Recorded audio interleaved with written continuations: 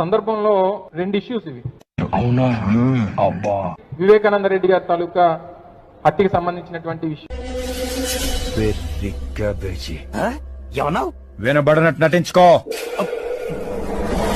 రెండోది ఈ ఆస్తులకు సంబంధించినటువంటి దాని మీద వారు ఎప్పటికప్పుడు మాట్లాడుతూ ఉన్నారు. నా ఉద్దేశం ఏంటంటే, సరే మనం వివేకానంద రెడ్డి గారి హత్య గురించి మాట్లాడితే వారు ఆస్తుల గురించి మాట్లాడతారు, ఆస్తుల గురించి మాట్లాడితేనేమో వారు వివేకానంద రెడ్డి గారి హత్య గురించి మాట్లాడతారు. వదిలేయకండి రా బాబు అలాగా కూర్చోబెట్టి చెప్పండి రా, వదిలేస్తారేట అలాగా.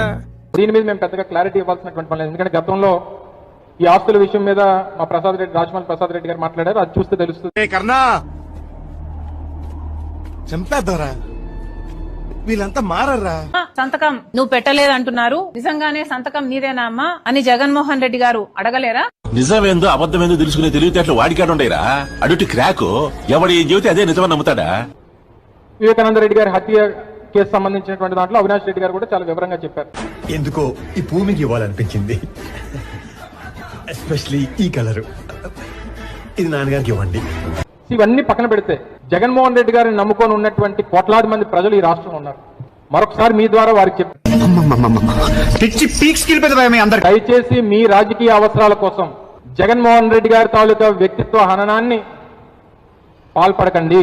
జగన్మోహన్ రెడ్డి గారి రాజకీయాలకు సంబంధించిన విషయం కాదు కదా, ఈ జగన్మోహన్ రెడ్డి గారు వ్యక్తిగతంగా ఆయన ఆస్తులకు సంబంధించిన విషయం అయిన అంటే అది విజయమ్మ గారైనా మీడియాకు వచ్చి ఎందుకు చెప్పలేదు నా సంతకం కాదు అని? ఎందుకంటే అది వాస్తవం కాదు. జగన్మోహన్ రెడ్డి గారికి కూడా ఇది వాస్తవం అని తెలుసు. కంట్రోల్ ఎవరు? వాడి పాపాను వాడే, వాడికి వేసిన పాపాలకి నేను పోయేటట్టున్నాను సార్. నిజమే.